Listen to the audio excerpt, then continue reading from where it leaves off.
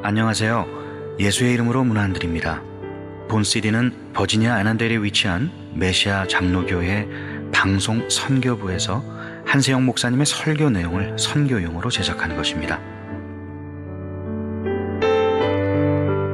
설교를 들으시고 예수 그리스도에 대해 알기를 원하시거나 예수를 믿고 신앙생활 하시기를 원하시는 분은 교회 전화 703-941-4447로 연락해 주시면 성심성의껏 도와드리겠습니다.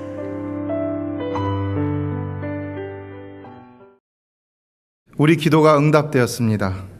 박주영 선수가 일본과의 경기에서 맹활약을 하고 골을 수비수 4명을 제치고 놓고, 그래서 축구가 동메달을 땄습니다. 그러므로 병역 문제도 싹 해결이 되고요. 그 애가 가지고 있던 모든 국민적인 악한 감정들이 다 일시에 다 사라지는 놀라운 역사가 일어났습니다. 저는 박주영 선수를 보면서 그래도 하나님, 저 아들이 기도하는 아들인데 언제 저 아들을 불쌍히 여기실 것입니까? 근데 지나가는 상황을, 되어지는 상황을 보니까요, 계속해서 실망스러운 일만 생기더라고요. 그러나 마음속으로는 언젠가는 분명히 전화위복의 기회가 있을 것인데 과연 어느 때일까? 근데 그것이 보이지 않아서 언젠가 그랬었는데, 이번에 이 국민들의 반응을 보니까요, 실로 완전히 옛날 일은 다 그냥 기억에서 사라져버리고 오히려 그를 칭송하는 모습을 볼 수 있었습니다. 이제는 더 이상 그로 인하여 하나님의 영광을 가리우는 일은 없어졌고, 그것이 전화위복의 기회가 되어서 하나님께 영광을 돌리게 되었다고 그렇게 믿습니다. 성도 여러분, 우리의 기도는 절대로 실패함이 없는 줄로 믿습니다. 아무리 그것이 오래간다 할지라도, 또 응답될 소망의 어떤 기미가 보이지 않는다 할지라도 우리는 절대로 소망을 놓아서는 안 되는 것입니다. 반드시 하나님은 우리가 보이지 않는 그 캄캄한 상황 가운데서도 우리의 기도를 들어 응답해 주신다는 것입니다. 그리고 기도가 응답될 때는 즉시로 응답되는 줄로 믿습니다. 하나님의 기도는요, 즉시로 응답되는 것입니다. 결국 성도들의 삶의 문제는 해답이 정해져 있다는 것을 알아야 합니다. 뭡니까? 꼭 하나님이 승리케 하신다는 것입니다. 꼭 하나님이 응답 주신다는 것입니다. 따라서 관건은 어디에 달려있느냐? 우리가 얼마나 실망하지 않고 인내하느냐에 달려있는 것입니다. 우리가 실패하는 경우는 어떤 경우냐? 결론에서 실패하는 것이 아닙니다. 우리가 실패하는 경우는 어떤 문제를 만나서 기도하다가 응답이 계속 되지 않을 때 포기하는 그 과정 속에서 오는 어려움이 우리의 실패인 것이지, 그러나 그것도 넘어서서 이기게 하시는 것이 바로 하나님의 놀라운 역사고 확실한 우리를 향하신 은총이라는 것입니다. 믿으십니까? 저는 죄송하지만 특정한 사람이 나와서 누구라고 말을 안 할 수 없지만, 이 박주영 선수가 참 믿음이 좋은 선수인데 한 가지 잘못됐던 것은 그가 끝까지 하나님만 바라보면서 병역 문제도 하나님께 맡겼어야 되는데, 물론 그가 한 것이 아니겠지만 다른 변칙적인 방법을 사용했다는 것이 그리스도인으로서 중간에 어려운 그 과정을 겪게 된 그런 이유가 아니었는가 생각을 해봅니다. 그것만 하지 않았더라면 그렇게까지 되지는 않았을 텐데 하는 생각을 감히 해봅니다. 사랑하는 성도 여러분, 기도가 응답이 되지 않는다고, 시간이 너무 오래 걸린다고 꼼수 부리지 마시기 바랍니다. 오직 하나님만 끝까지 바라보시기 바랍니다. 그럼 우리가 후회함 없이 하나님 앞에서 하나님의 놀라운 응답을 받게 될 줄로 믿습니다. 하나님이 응답해 주시지 않을 때, 이것은 하나님이 관여하지 않는 그런 문제인가 보다. 이것이 그냥 하나님의 뜻인가 보다. 아니면 혹 하나님은 과연 살아계신가? 하나님의 능력이 여기까지 미치지 못하는 것이 아닌가 하는, 심지어는 이런 믿음의 부족한 모습까지 보일 때가 있죠. 그러나 또 신앙도 지키고 문제도 계속해서 해결해 보기를 원하는 사람은 오히려 이런저런 거 따지지 않고 그냥 다른 방법을 무시해버리고 찾아보게 되는 경우도 봅니다. 이 경우에 우리는 하나님의 살아계심도 무시하지 않고, 또한 나는 계속해서 내 문제를 해결할 방도를 찾는 가운데 소망을 가질 수 있는 유익 아닌 유익을 누릴 수 있게 되기 때문입니다. 그러나 우리는 그 어떤 것도 이런 것들은 하지 말아야 한다는 것입니다. 우리는 언제나 하나님께 소망을 두고 그 소망을 결코 우리 스스로가 꺾어버리는, 그래서 우리 삶이 그 과정 속에서 어려움을 당하는 일은 절대로 택하지 말아야 한다는 것입니다. 누가복음 18장에서 항상 기도하고 낭망치 말아야 될 이유로 우리 주님 말씀하셨죠. 비유로, 불의한 재판관의 비유를 들어서 말씀하셨는데, 하물며 하나님께서 그 밤낮 부르짖는 택하신 자들의 원한을 풀어주시지 않겠느냐. 여러분, 하나님께 매달리면은 그 매달리는 것 때문이라도 하나님이 여러분의 기도를 들어 응답해 주시는 줄로 믿습니다. 매달리는 것 때문이라도요. 왜 기도를 우리가 매달리면서 해야 되느냐? 왜 끝까지 하나님 붙들어야 되느냐? 그것 때문에 하나님이 응답해 주신다는 것입니다. 구하라 주실 것이요, 찾으라 그러면 찾을 것이요, 문을 두드리라 그러면 너에게 열릴 것이니 왜 또 구하고 찾고 문을 두드리라고 합니까? 왜요? 한 번 구하고 포기하지 말라는 겁니다. 또 찾고 또 문을 두드리고. 기도의 사람 조지 밀러가 5만 번의 기도 응답을 받았다고 그랬잖아요. 그가 어떻게 5만 번의 기도의 응답을 받았겠습니까? 우리는 이 5만 번이라는 데서 힌트를 얻을 수 있어야 됩니다. 무슨 말입니까? 그는 기도하고 또 기도하고, 이 문제를 놓고 기도하고 이 문제를 놓고 기도하고, 안 된 거 또 기도하고 기도하는 가운데 기도의 응답과 기도 응답과 기도 응답과 기도, 계속해서 기도 가운데 응답을 받아 누릴 수가 있었던 것입니다. 사랑하는 성도 여러분, 기도하는 삶은 응답하는 삶이 항상 병행되는 줄로 믿으시기를 바랍니다. 그래서 우리는 늘 기도를 쉬지 말아야 되는 것입니다. 제가 돌아볼 때 제 삶에서 하나님께서 한 번도 들어주지 않으신 기도 제목은 없었던 것 같습니다. 들어주시지 않았던 것은 다만 내 욕심으로 드렸던 허황된 기도였던 것이죠. 그러나 우리가 하나님의 뜻 안에서, 말씀 안에서 하나님 나라를 위해서 구한다면 하나님은 반드시 들어주신다는 것입니다. 오늘도 계속해서 8월의 주제인 지혜에 관하여 살펴보며 은혜를 나누기를 원합니다. 지난주일 지혜의 근본은 뭐라고 그랬습니까? 여호와를 경외하는 것이라고 그랬죠. 그리고 그 경외함의 의미는 하나님을 공경함으로 두려워하는 것이라고 그랬습니다. 또 그로 인해서 우리가 해야 할 두 가지 삶의 교훈이 뭐라고 했죠? 시편 111편을 통해 주신 말씀은 말씀에 대한, 계명에 대한 순종과 또 예배의 삶으로 나타나야 된다고 했습니다. 자, 오늘은 고린도 교회를 향해서 사도 바울이 외치는 하나님의 지혜에 대해서 살펴보면서 과연 진정한 지혜는 무엇일까? 하늘로부터 오는 지혜는 무엇일까? 찾아보는 시간을 갖기를 원합니다. 특별히 오늘 본문은 고린도 교회 당시 어지러웠던 이 분쟁의 상황 가운데서 하나님의 지혜가 과연 무엇인지를 말씀하고 있다는 점에서 우리는 이 하나님의 지혜가 무엇인지를 살펴볼 필요가 있다고 생각합니다. 우리가 고린도 전서를 읽어보면은 그 1장에서 분명히 그 교회가 처한 분쟁의 상황을 얘기합니다. 그런데 그 분쟁은 어떤 문제 때문에 생겼느냐? 바울이다, 아볼로다, 게바다 하는, 심지어는 그리스도파라 하는 사람 때문에 생겨난 문제임을 볼 수 있습니다. 여러분, 그리스도파는 누굽니까? 그리스도파들은 자기들은 어떤 분파에도 속하지 않는다고 하면서 결국은 자기들만이 그리스도에게 속한 자라고 이렇게 말하는 교만한 이기주의자들이라는 것입니다. 그러니까 이들은 자기들 외에는 바울이나 심지어는 예수님의 수제자인 게바, 베드로까지도 그리스도에게 속하지 않았다고 그렇게 배격하는 자들이라는 것입니다. 얼마나 어처구니 없습니까? 참으로 대단한 자들이죠. 결국 이들 분파 전쟁의 그 분쟁의 문제점은 무엇이라는 것을 알 수가 있습니까? 역시 가장 큰 문제는요, 이들은 하나님 중심이 아니었다, 사람 중심이었다, 특정한 사람 중심이었다라는 것입니다. 성도 여러분, 오늘날도 우리 생활 속에서 보면은 정말 은사가 특출난 분이 있고요, 지도력이 뛰어난 사람이 있고요, 지식이 많은 사람이 있고요, 인격이 존경받을 만한 사람이 있습니다. 그러나 아무리 우리가 그 사람들을 존경한다 할지라도 우리가 그들을 하나님보다 더 따르는 자들이 되어서는 아니 될 줄로 믿습니다. 우리 삶이요, 오직 하나님 중심, 하나님만 따라가는 그 삶이 되지 않고 자꾸 사람을 따라가면은요 실패할 수밖에 없다는 것입니다. 제가 목회자로서 목회를 하다 보면은 이상하게도 어떤 사람에게 포커스를 두고 신앙생활하는 사람이 있습니다.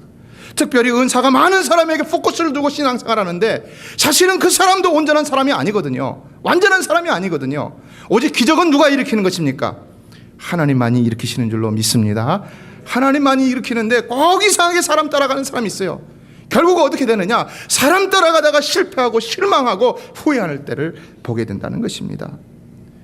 우리는요 절대로 아무리 사람이 뛰어나다 하더라도 사람을 따라가는 자가 되어서는 안 되는 것입니다. 오직 하나님만이 정답이라는 사실을 믿고 어떤 경우에도 하나님만 의지하고 바라보는 자들이 되어야 하는 것입니다. 우리가 실수하는 경우는 그 지혜가 하나님이 주시는 지혜인 경우에도 하나님이 주셨는데도 우리는 하나님만 바라보지 못하고 그 사람이 가진 지혜, 그 사람의 것이라 생각하고 그 사람을 따르고 바라본다는 것입니다. 그래서 우리 생활이 사람 중심의 삶으로 이렇게 될 수 있는데 거기서 우리는 실패할 수 있다는 것을 깨달아야 한다는 것입니다. 그래서 우리는요, 어떤 경우에도 하나님 중심에서 떠나서 하나님의 마음을 섭섭하게 드리는 일은 절대로 해서는 안 되는 것입니다. 그러면 정말 하나님 다른 건 몰라도 하나님 질투하시는 하나님이라고 그랬잖아요. 그런데 꼭 그게 우리 삶에서 내가 하나님보다 더 소중히 여기는 것이 나타나면은 그렇게 생기더라고요. 하나님의 마음이 우리 삶에 투영이 되어갖고 비춰져서 그것을 깨닫게 해주시는 것을 경험하게 되더라는 것입니다. 그러므로 사도 바울은 20절에 말합니다. 다 같이 읽어볼까요? 시작. 지혜 있는 자가 어디 있느냐? 선비가 어디 있느냐? 이 세대의 변론가가 어디 있느냐? 하나님께서 이 세상의 지혜를 미련하게 하신 것이 아니냐. 여기 20절에 어디 있느냐라는 어법에 대해서 모리스라는 신학자는 마치 방망이로 이 못을 박듯이 사람들의 전국을 찌르는 어법이라고 했습니다. 그러니까 이것은 그냥 말하는 것이 아니라 정말로 어디 있느냐, 없다 이걸 더 강조하는 말이라는 것을 알 수 있죠. 세상에는 지혜 없는 자가, 진정 지혜 있는 자가 없다는 것입니다. 아무리 뛰어난 지혜자라 할지라도, 학자라 할지라도, 철학가라 할지라도, 변론가라 할지라도 그 자체로부터는 지혜가 나올 수가 없다는 것입니다. 왜냐? 바로 그것은 하나님께서 그들로부터 나오는 모든 지혜를 다 미련하게 만들어 놓으셨기 때문이라는 것입니다. 여러분, 이 사실을 믿으십니까? 이 사실을 믿으십니까? 믿기 어려운 대답입니다. 아멘 하시는 분들은 참 믿음이 좋은 것입니다. 우리가 봤을 적에 얼마나 철학가들이 뛰어난 지혜를 가진 사람들입니까? 저 임마누엘 칸트라든지요, 유명한 철학자들 있죠. 플라톤이나 아리스토텔레스나 소크라테스는 얼마나 유명한 좋은 말들을 했습니까? 얼마나 뛰어난 지혜자들입니까? 얼마나 뛰어난 과학자들이 있고, 얼마나 뛰어난 학자들이 있고, 얼마나 뛰어난 기술자들이 있습니까? 그런데요, 인간의 이론이라는 것은요, 언제나 불완전한 것이라는 것을 알아야 됩니다. 왜냐하면 그 인간의 이론이라는 것은 새 것이 나올 때는 아주 다 쓰레기처럼 버려지게 되기 때문인 것입니다. 그래서 뉴턴의 만유인력의 법칙이, 아인슈타인의 상대성 이론이 나오니까 그것이 무너져버리는 것을 볼 수가 있죠. 의학 이론도 이것이 옳다고 해서 몇십 년 동안 유지하던 것도 어떤 새로운 것이 발견이 되면 또 그것을 뒤집어 버립니다. 건강 상식도 그렇습니다. 어느 때는 우리가 잘 마시는 이 커피 문제만 하더라도 그래요. 어느 신문을 보면 커피가 몸에 좋다고 하는데 또 어느 날 가보면 또 커피가 안 좋다고 나와요. 이거 어쩌란 말입니까? 우리는 아무도 모르는 거예요. 아무도요. 그러나 누구는 아십니까? 하나님은 분명히 다 알고 계시는 줄로 믿습니다. 왜요? 하나님은 그것을 창조하셨고 또 섭리하시고 계시기 때문인 것입니다. 지금 이 땅이 하나님의 창조의대로 움직이지 않는다고 생각하십니까? 그러나 하나님은 또한 섭리하시는 하나님이라는 사실을 기억하십시오. 이 땅의 이상 기온도 다 알고 계신다는 것입니다. 이 땅이 어떻게 해야지 올바로 살고 제대로 살아남을 수 있는지도 다 아시는 분이 바로 우리 하나님이시라는 것입니다. 그러므로 우리는 어디서 진정한 지혜를 찾아야 하느냐? 오직 온 만물의 창조자요 섭리자이신 전지전능하신 하나님으로부터만이 찾아야 한다는 것입니다. 그래서 이것을 우리는 하나님의 지혜라고 하는데, 이 하나님의 지혜는 어디 있느냐? 어디 있습니까? 바로 이 성경 말씀에 있는 것입니다. 그가 계시해 주신 성경 말씀, 특별 계시 성경 말씀. 그래서 이 성경은 바로 지혜의 보고인 것입니다. 지혜를 어디서 찾느냐? 유명한 사람의 명언집에서 찾느냐? 아니에요. 이 성경만 보면은 우리 삶이 성공할 수 있는 지혜를 분명히 발견할 수가 있다는 것입니다. 여러분의 가정의 성공도 이 성경책에 있는 줄로 믿습니다. 부부의 성공도 이 성경책에 있습니다. 여러분의 삶의 비전의 성공도 이 다 성경 안에 있습니다. 말씀 안에.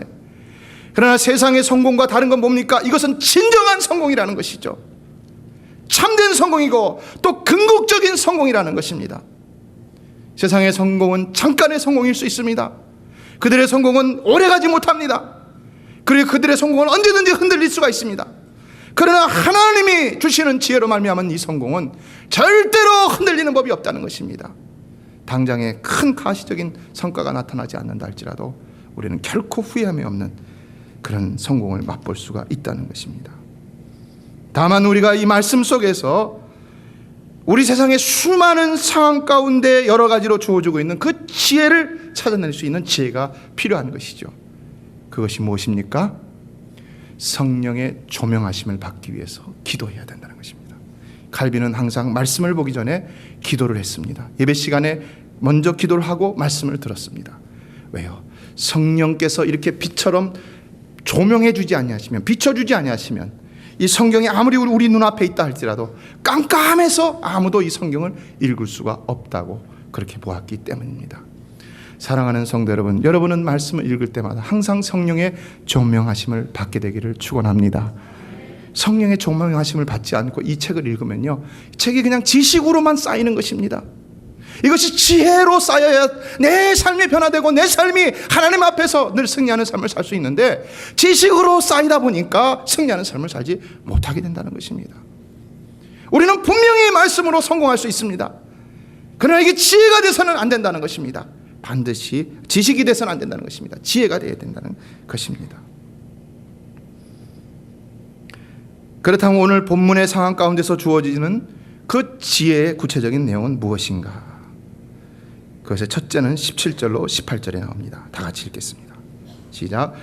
그리스도께서 나를 보내심은 세례를 베풀게 하려 하심이 아니요 오직 복음을 전하게 하려 하심이로되 말의 지혜로 하지 아니함은 그리스도의 십자가가 헛되지 않게 하려 함이라. 뭐라는 것입니까?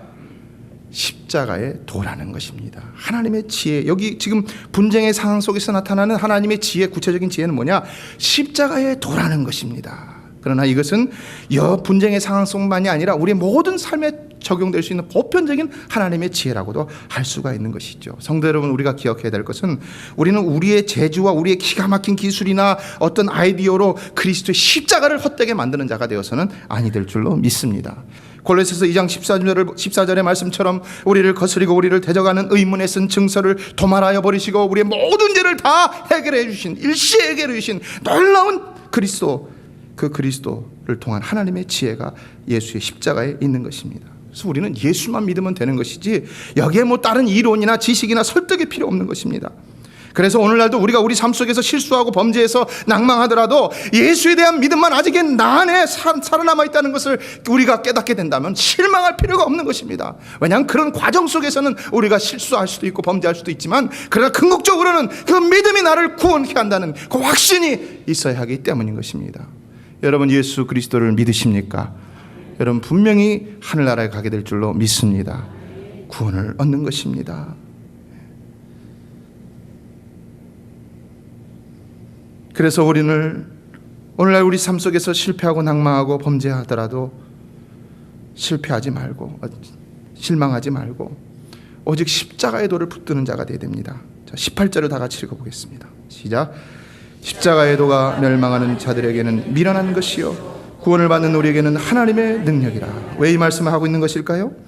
하나님은 바로 십자가의 도를 그의 지혜로 택하셨다는 것이죠. 현재 고린도 교회의 분쟁의 상황 가운데서 더 나아가 우리 성도의 신앙생활 전반에서 항상 우리가 기억해야 할 하나님의 지혜 가운데 하나는 무엇이냐? 바로 십자가의 도, 십자가의 도라는 것입니다. 그렇다면 그것이 무엇입니까? 그것은 하나님은 세상 사람들이 보기에 오히려 지혜롭지 못하다고 하는 미련한 것을 통해 인생들을 구원하시고 인생들의 문제를 해결해 주셨다는 내용입니다. 이것이 유대인의 눈에는 부끄러움과 꺼리낌이 되었습니다. 왜냐하면 그들은 신명기 율법을 보면 나무에 달린 자마다 저주 아래 있는 자라고 했기 때문에 저주 아래 있는 그것을, 저주의 상징인 그것을 왜 우리가 믿음의 상징으로 받아들여야 되느냐? 꺼리꼈죠. 또 지혜롭다고는 헬라인의 눈에는 그저 미련하고 어리석을 뿐이었습니다. 왜요? 이 하만인들에게 있어서 이것은 아주 참혹하고 가혹한, 잔인한, 가장 잔인한, 인류 역사에서 찾아볼 수도 없는 아주 그런 엄청난 추한 그런 형벌의 방법이었기 때문입니다. 하나님이란 존재는 도대체 얼마나 무능한 존재이길래 십자가라는 방법을 택하셨느냐? 그러나 성도 여러분, 과연 하나님이 택하신 십자가의 도가 미련한 방법이기만 할까요? 부끄러운 방법이기만 할까요? 아니라는 것이죠. 생각해 보세요. 이 십자가의 도가 우리를 어떻게 했습니까? 어떻게 해결해도 해결할 수 없는 우리의 죄, 아무리 용서하고 또 용서해 주어도 또다시 짓는 그 죄의 문제를 이 십자가가 완전히 다 해결해 주셨다는 것입니다. 여러분 믿으십니까? 우리가 날마다 경험하잖아요. 하나님은 오늘도 용서해 주시고 내일도 용서해 주시고 또 용서해 주시는데 또다시 죄를 져요. 또다시. 이 문제를 어떻게 해결할 수 있느냐는 것이에요. 어떻게 해요? 근데 바로 하나님은 이 십자가의 지혜로 우리의 모든 죄의 문제를 싹 해결해 주셨다는 것입니다. 그것도 그가 친히 인간의 몸으로 오셔서 죄 없으신 그 몸으로 십자가에서 우리의 죄의 형벌을 다 받으심으로 말미암아서 말입니다. 놀라운 지혜인 것이죠. 우리가 십자가를 묵상하면 묵상할수록 거기서도 놀라운 하나님의 지혜를 발견할 수밖에 없는 것입니다. 그러나 둘째, 이런 십자가의 도를 통해 우리에게 주시는 하나님의 지혜는 또한 하나님은 우리 인생의 가장 풀기 어려운 문제를 위해서 오히려 십자가라는 가장 미련한 것을 택하셨다는 사실입니다. 27절로 28절을 읽어보겠습니다. 시작. 그러나 하나님께서 세상의 미련한 것들을 택하사 지혜 있는 자들을 부끄럽게 하려 하시고 세상의 약한 것들을 택하사 강한 것들을 부끄럽게 하려 하시며 하나님께서 세상의 천한 것들과 멸시받는 것들과 없는 것들을 택하사 있는 것들을 폐하려 하시나니. 자, 뭘 말씀하고 있습니까? 하나님께서 십자가의 도를 하나님의 지혜로 택하신 것은 단지 우리 구원만을 위한 것이 아니라는 암시가 있는 것입니다. 그것은 또한 우리가 어떻게 살아가야 할 것을 가르쳐주기 위한 하나님의 지혜이기도 했다는 것입니다. 자, 그렇다면 우리는 과연 미련한 것을 그의 지혜로 택하신 하나님 앞에서 어떻게 살아가야 한다는 말입니까? 그래서 29절은 말씀하고 있죠. 다 같이 읽어보겠습니다. 시작. 이는 아무 육체도 하나님 앞에서 자랑하지 못하게 하려 하심이라. 성도 여러분, 우리는 우리 학벌이나 문벌이나 지식이나 명예나 심지어는 내가 하나님께로부터 받은 은사나 축복 때문이라도 결코 나를 자랑하는 자가 되어서는 아니 될 줄로 믿습니다. 우리의 말에 나를 자랑하는 말이 나오는 것은 그건 성경적인 것이 아닙니다. 우리 신앙이 실패하는 순간인 것입니다. 그렇다면 우리는 무엇을 자랑해야 되느냐? 31절은 말씀하고 있죠. 뭐라고 합니까? 자랑하는 자는 주 안에서 자랑하라. 이 말은 뭘까요? 의미가 번역이 조금 다르게 됐다고 보고 있습니다. 이 말씀이 원래 출처인 에레미야 9장 24절의 의미를 보면은 인간적인 어떤 요소를 자랑하지 말고 오직 하나님을 자랑하라라고 말씀하고 있습니다. 성도 여러분, 우리는 오직 하나님만 예수 그리스도만 어떠한 성공과 영광 가운데서도 오직 그분만 자랑하는 자들이 되어야 할 줄로 믿습니다. 이것이 바로 십자가라는 미련한 것을 택하신 하나님의 지혜를 올바로 깨달아 행하는 지혜로운 자라는 것입니다.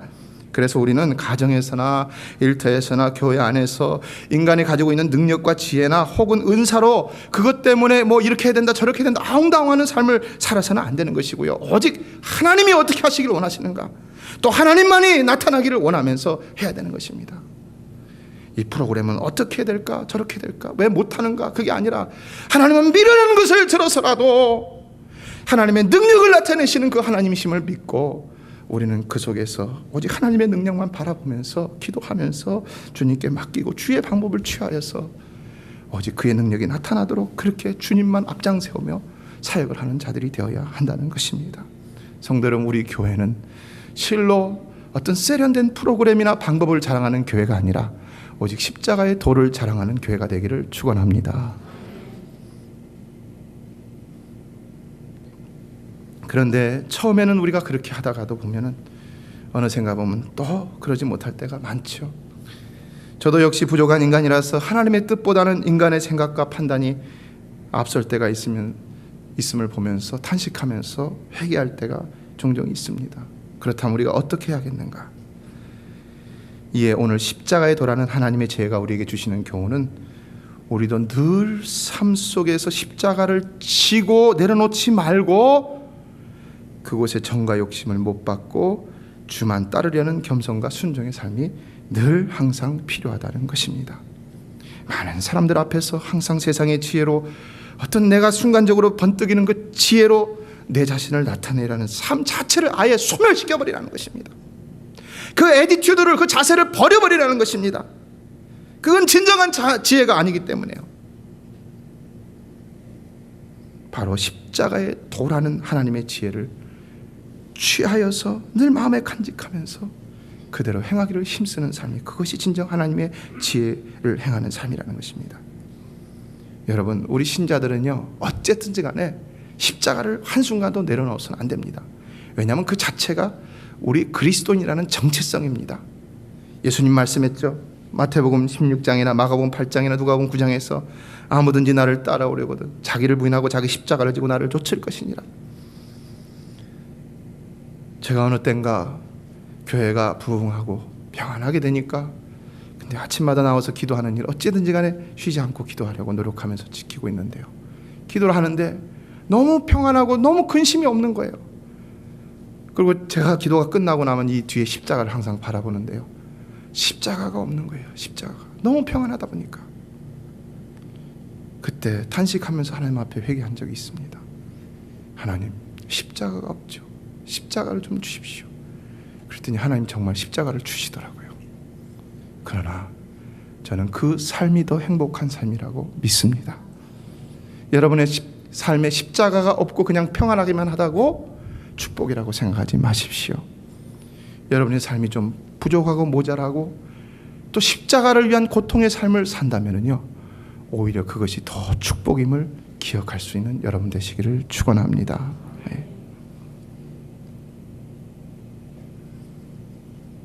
이와 같이 우리의 모든 삶도 십자가를 지는 것보다 더 지혜롭게 문제를 해결할 수 있는 지혜로운 방법은 없다는 사실 기억해야 합니다. 하나님과의 관계에서도 그렇고요, 사람과의 관계에서도 그렇고요, 어디서도 결코 십자가를 지는 방법보다 더 온전하고 지혜로운 방법은 없는 것입니다. 그러므로 이제 본문은 마지막으로 세 번째, 그 십자가의 도에 미련한 방법에 한 가지 예를 말씀하고 있습니다. 그것이 뭘까요? 21절을 다 같이 읽겠습니다. 시작. 하나님의 지혜에 있어서는 이 세상이 자기 지혜로 하나님을 알지 못하므로 하나님께서 전도에 미련한 것으로 믿는 자를 구원하시기를 기뻐하셨도다. 하나님께서 택하신 미련한 방법 뭐라는 것입니까? 전도라는 것이죠. 전도가 미련한 것이라고 나옵니다. 그렇다면 왜 전도가 미련한 방법일까요? 왜 전도가요? 전도라는 말의 의미는 뭐냐면요, 선포하다, 공포하다입니다. 헬라어로는 캐리그마의 소유격을 썼는데 우리 말씀도 선포죠. 선포. 선포는 뭡니까? 이거 일방적인 거예요. 사도 바울이 사도행전 16장 31절에서 말했죠. 주 예수를 믿으라. 그리하면 너와 내 집이 구원을 얻으리라. 여러분은 이 말씀을 믿으십니까? 근데 세상에 나가서 이 말을 전하면 사람들이 다 믿습니까? 믿을 수 없는 거예요. 얼마나 어처구니 없습니까? 얼마나 미련한 방법입니까? 주 예수가 과연 누구시고 그가 우리를 위해서 뭘 해줬는데 우리가 어떻게 그를 믿어서 구원을 얻을 수 있느냐? 사실 설명할 수 있지만 설명한다고 믿을 수 있는 것도 아니죠. 전도는 그렇게 하는 것이 아니라는 것입니다. 주 예수를 믿으라. 그리하면 너와 내 집이 구원을 얻으리라. 미련한 선포라는 것입니다. 근데 하나님은 바로 이 미련한 선포를 선택하셔서 구원받을 자를 부르고 계시다는 것입니다. 근데 이것을 하나님의 지혜라고 말씀하고 있다는 것입니다. 여기 21절을 다시 보면 이것은 세상이 자기 지혜로 하나님을 알지 못함으로 택하신 방법이라고까지 말씀하고 있습니다. 자기 지혜로 하나님을 알지 못한다는 말은 무슨 말입니까? 이 복음은 이해하고 설득시킨다고 사람들이 알 수 있는 것이 아니라는 것입니다. 아무리 신학자가 가서 전도를 해보세요. 이해하고 설득당할 수가 있는지 이해 못합니다. 그냥 설득당하는 척 해주는 것이고 어쩌면 그 사람 때문에 예수 믿게 되는 경우도 있는 것이죠. 진정이 아니라면요. 전도는요, 일방적인 선포의 미련한 방법을 통해서 효력을 얻게 되는 것입니다. 이것이 바로 하나님의 지혜인데 그 문제의 열쇠는 어디 있느냐? 18절에 있습니다. 다시 18절을 읽어보겠습니다. 시작. 십자가의 도가 멸망하는 자들에게는 미련한 것이요 구원을 받는 우리에게는 하나님의 능력이라. 바로 하나님이 택하신 전도에 미련한 것에는 무엇이 나타난다는 것입니까? 하나님의 능력이 나타나기 때문이라는 것이죠. 여러분의 신앙생활이 단순하고 남들 보기에 미련해 보이고 세련되지 못하게 보인다 할지라도 거기에는 하나님의 능력이 있는 신앙생활을 하실 수 있게 되기를 축복합니다. 하나님의 능력, 이것이 정말 신앙생활하는 그런 삶이죠. 하나님의 능력. 사도행전 1장 8절은 말씀했습니다. 오직 성령이 너희에게 임하시면 너희가 뭘 받아요? 권능을 받고 예루살렘과 온 유대와 사마리아와 땅끝까지 이르내 증인이 되리라 했습니다. 여기 복음 전도의 키는 뭡니까? 권능입니다. 하나님의 권능입니다. 성령의 능력입니다. 우리는 하나님의 능력, 하나님의 지혜로 주의 사역을 하는 것이지 우리 인간의 지혜로 주의 사역을 하는 것이 아닙니다. 그러므로 사람 중심이 되어서는 안 된다는 것입니다. 언제까지나 하나님 중심만이 되어야 한다는 것입니다. 그래야 우리는 실패하지 않는다는 것입니다. 결론적으로 이 모든 사실을 통해서 우리에게 주시는 오늘 하나님의 지혜에 대한 결론적인 교훈은 무엇이라는 것을 알 수가 있겠습니까? 우리는 오늘 오직 하나님의 능력만 의지하고 그만 자랑하려고 그만 나타나며 살아가는 자가 되어야 한다는 것입니다. 우리의 쌓아놓은 지식이 있다 하더라도요, 경험이 있다 하더라도요, 업적이 있다 하더라도요. 저도 알고 있습니다. 부족해서 이 부족한 입술로 때로는 교회의 부흥을 보면서 자랑 아닌 자랑을 할 때도 있지만은, 그러나 하나님께서 깨닫게 해주시는 것은 다 이것도 부질없는 미련함일 뿐이라는 것입니다.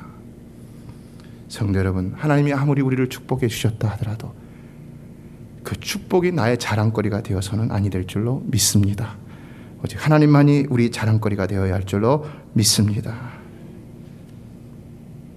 주 312년 10월 28일 일개 지방 출신의 장수 콘스탄틴이 자신의 숙적, 그런데 그 숙적은 어떤 사람이었냐? 전 로마의 최고의 사령관이었습니다. 그 무시무시한 막센티우스와의 일전을 앞에 두고 있었습니다.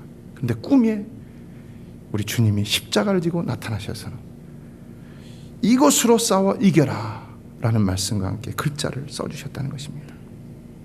물론 콘스탄틴은 예수를 믿지 않았습니다. 그때는 10대 박해가 계속되고 있을 때였습니다. 그런데 그의 아내가 몰래 예수를 믿었다는 것입니다. 결국 콘스탄틴은 그 다음날 아침 그것이 그리스도의 십자가라는 사실을 깨닫고, 그가 의지할 수 있는 것이 없었기 때문인지 모르지만 그는 즉시로 그의 군대의 수많은 깃발들을 다 십자가로 바꿨다고 합니다. 이거 쉬워요. 십자가로 바꾸는 거예요. 찌끄고 찌끄면 되니까요. 그리고 군복에도 십자가 마크를 하고요. 그리고 싸움에 나가는데 병사들은 다 꺼리 꼈다는 것입니다. 왜요?